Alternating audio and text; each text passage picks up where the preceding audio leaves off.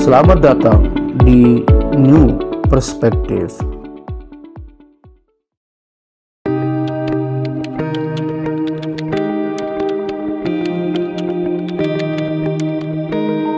Assalamualaikum warahmatullahi wabarakatuh. Kembali lagi di New Perspective. Kita mendiskusikan isu-isu sosial dan politik yang sedang hangat menjadi perhatian dan atensi publik. Nah, pada kesempatan ini kita tetap bersama narasumber kita Pak Dr. Saiful Hamdi. Nah, pada podcast kali ini saya dan Pak Dr. Saiful Hamdi akan berdiskusi terkait dengan isu yang sedang hangat lah di internal INWI dan INWIDI. Nah, seperti yang kita ketahui memang sudah ada kesepakatan bahwa yang dianjani tetap menggunakan nama Nahdlatul Watan, sedangkan yang dipancor menggunakan Nahdlatul Watan Diniyah Islamiyah.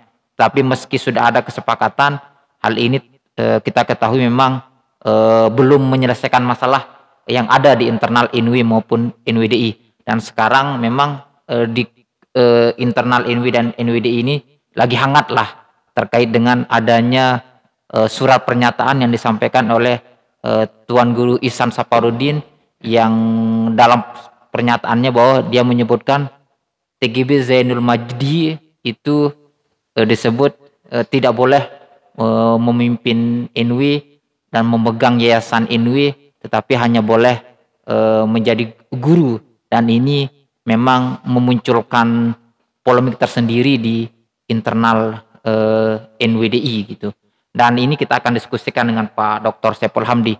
Nah, Pak Dokter, seperti apa Pak Dokter melihat adanya surat pernyataan dari Tuan Guru Ihsan Saparudin, alumni Mahat 94, yang mengaku bahwa beliau pernah mendengar pernyataan dari Al-Maghfurullah Maulana Syekh bahwa Muhammad Zainul Majdi tidak boleh menjadi pimpinan INWI dan tidak boleh memegang yayasan INWI, tetapi hanya boleh menjadi guru begitu.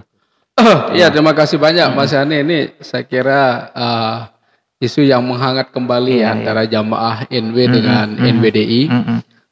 Karena bagaimanapun ini informasi yang sangat vital begitu, sangat vital dan sangat kontraproduktif menurut saya. Apakah kemudian ini bisa dibuktikan atau tidak? Kan menurut Tuan Guru Ihsan ini bahwa Maulana Syekh pernah menyampaikan Dokter Zainul Majdi ndek kanggo enti INWI, ndek kanggo menjadi pemimpin yayasan dan hanya boleh menjadi guru. Ini yang kita baca ya di surat. Di surat pernyataan. Jadi surat pernyataan ini ada di sebuah buku yang baru dirilis oleh Pak Mugni dan teman-teman.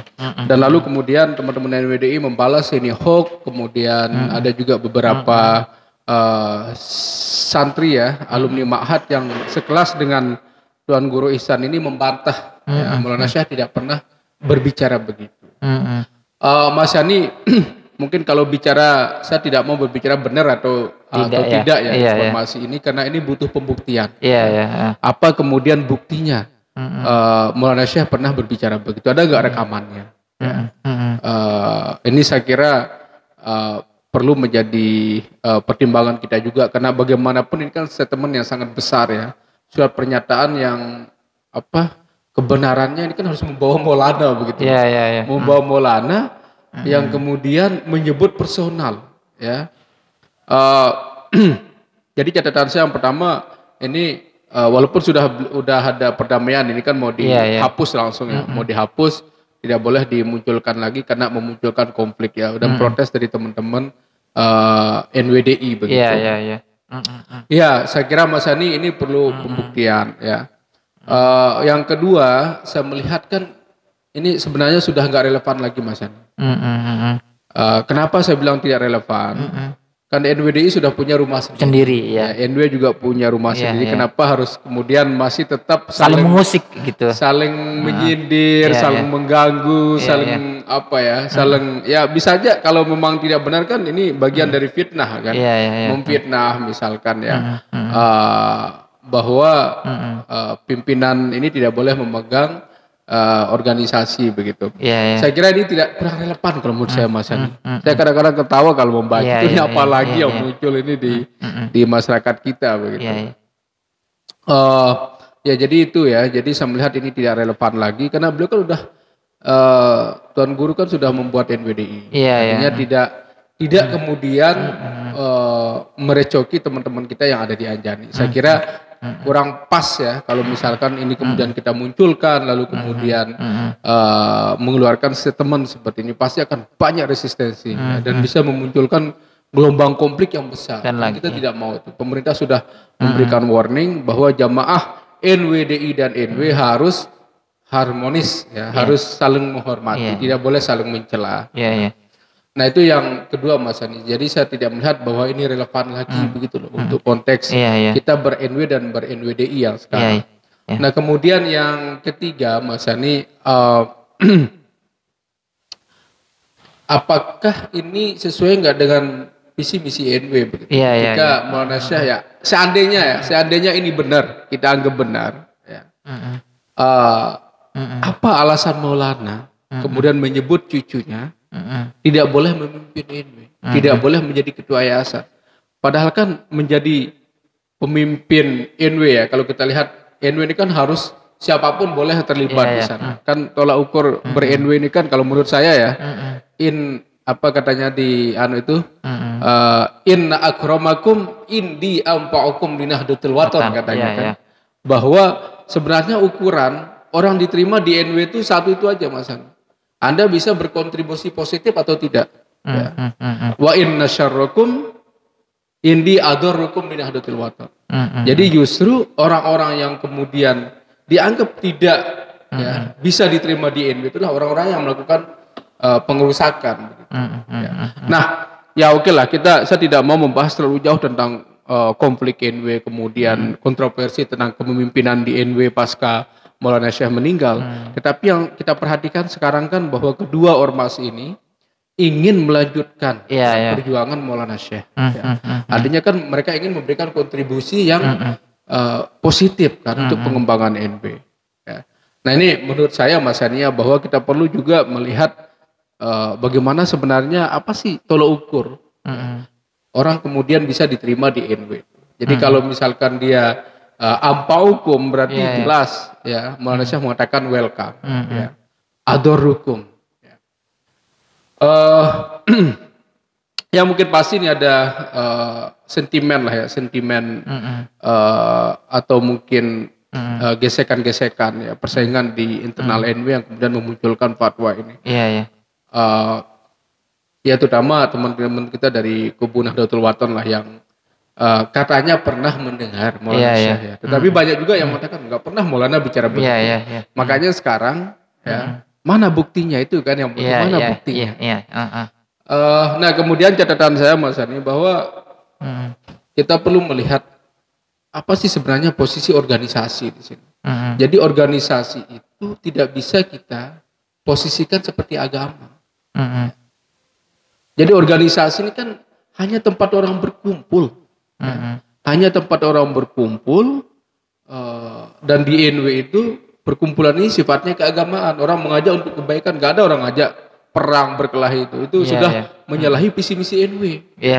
Tujuan NW kan li'izil Islam wal muslimin kan. Jadi bagaimana kemudian menjayakan Islam, kemudian mensejahterakan teman-teman muslim kan begitu ya. Jadi itu tujuan Nahdlatul Wathon sebenarnya. Bahwa selama ini kita seringkali memposisikan organisasi itu sama dengan agama, ini keliru menurut saya. Artinya kalau kita bicara hak ya siapa saja lah misalkan boleh memimpin NW ya. Ya terlepas dari adanya konflik internal di NW. Tapi saya melihat ya, kalau apa yang sering kita dengar-dengar itu kan Maulana mengatakan begini, kalau yayasan itu milik keluarga, kalau organisasi milik publik ya. Artinya kan di luar NW aja boleh mimpin NW kan. Di luar zuriat, kalau kita dengar kata-kata Maulana, di luar zuriat boleh orang memimpin NW, apalagi dia zuriat. Kan ini sangat terbalik begitu. Ketika ada surat pernyataan ini yang muncul, justru menurut saya agak bertentangan ya dengan nilai-nilai ke-NW-an itu sendiri. Tapi ya sudahlah misalnya. Kita tidak tahu, ini kan persoalan di dalam, persoalan bagaimana orang mereproduksi konflik kan. Kira-kira kalau dari pandangan Abang, apa dampaknya bagi jamaah begitu dengan adanya surat pernyataan kontroversial ini begitu Bang? Iya, saya kira kita perlu berhati-hati ya. Sekarang kan NW sedang mengalami transisi ya pasca konflik. Selalu saya mengatakan NW pasca konflik, ya, termasuk NWDI. Sekarang kita udah islah kemarin di Hotel Lombok Astoria, kita udah lama ya berjibaku, saling hantam ya, saling gesek antara elit. Nah sekarang sudah saatnya kita ya pos ini bagaimana kita membangun kehidupan baru. Jangan sampai kemudian ini membangkitkan luka-luka lama lagi begitu antara kedua jamaah dan tidak bisa kita nafikan kedua jamaah ini punya masa yang besar, sama-sama besar. Ya. Apakah kemudian kita tidak capek ya mengadu jamaah? Ya, ini kritik saya terhadap pimpinan kita lah. Jangan sampai ya termasuk para tuan guru, jangan sampai memanfaatkan jamaah untuk kepentingan begitu. Ini masyarakat udah capek dengan konflik NW ini. Berapa rumah yang rusak, ya. Berapa nyawa yang melayang. Kenapa kemudian tokoh-tokoh kita ini tidak sadar gitu loh, selalu ingin memancing di air keruh, ya. Hanya untuk diakui. Ini kan persoalannya di sini Mas Yani. Banyak orang dia ber-NW tapi ingin diakui gitu loh. Dia orang hebat, dia memperjuangkan NW, tetapi dengan cara-cara yang tidak baik menurut saya. Ini saya kira ada di NWD, ada juga di NW. Ya ini teman-teman yang pola berpikir seperti ini perlu kita potong. Ini saya kira tidak mencerminkan sosok ya seorang kader NW yang baik. Begitu. Saya kira dampaknya akan sangat berbahaya ya buat keharmonisan NW dan NWDI. Sekarang kan seperti yang saya katakan tadi, semua kedua-duanya sudah punya rumah sendiri. Walaupun brandingnya beda ya. Kalau pancorkan Nahdlatul Wathon Diniyah Islamiyah. Jadi ada tambahannya sedikit kan, Diniyah Islamiyah. Tetapi kan isinya juga ya saya kira tidak jauh beda lah dengan Nahdlatul Wathon ya, logo masih sama.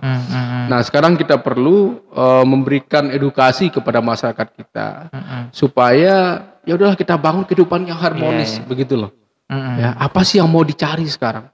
Semua sudah punya jamaah, punya ruang untuk mengabdi ya. Sama-sama ingin memperjuangkan Nahdlatul Wathon ya.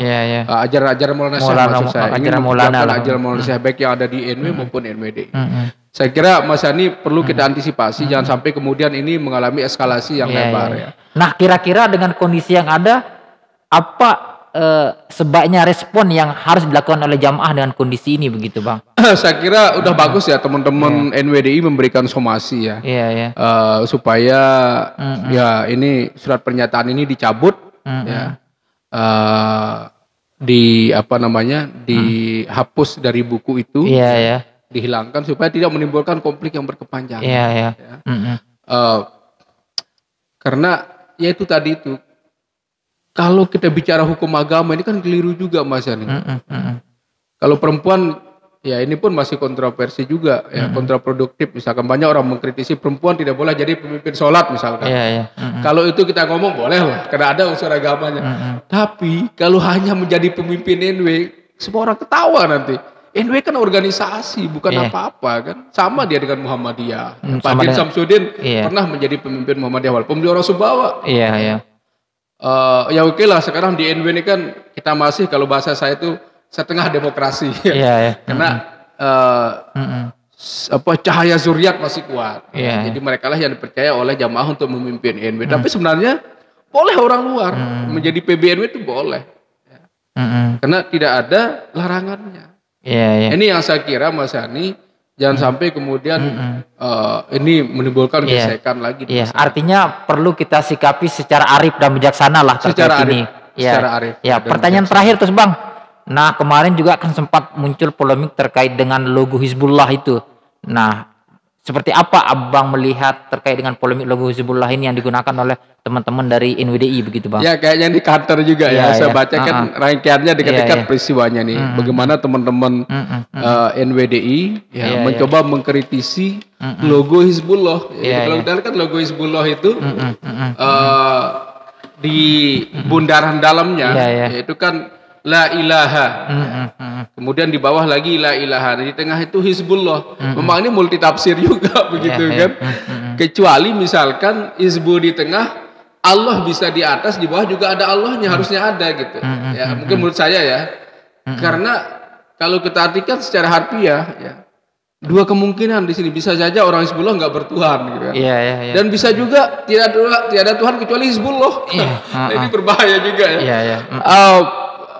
Ya tetapi ya mungkin teman-teman Hizbullah pasti berdalih ini kan udah ada kata Allahnya di sana. Ini saya kira menarik lah bagaimana kemudian teman-teman NWDI mulai mengkritisi ya secara akademik ya. Saya kira bagus juga sih sebagai masukan ya. Misalkan logo ini mungkin perlu ditambah ya kata Allahnya, entah di atas sudah ada, mungkin di bawah juga perlu ada kata Allah, karena di bawah kan la ilaha juga gitu. Yang sampai orang baca la ilaha Hizbullah, ya tidak Tuhan selain Hizbullah, bahaya juga nanti itu. Artinya kita menuhankan kelompok jadinya kan. Ya tentu sih kalau kita tahu maksudnya pasti la ilaha illallah, bukan la ilaha Hizbullah gitu ya. Nah ini menjadi polemik juga. Iya. Saya kira ini masukan lah. Kalau ada masukan dari luar, saya kira bagus-bagus saja lah selama kemudian itu ada kebenarannya kan, tidak mengada-ngada.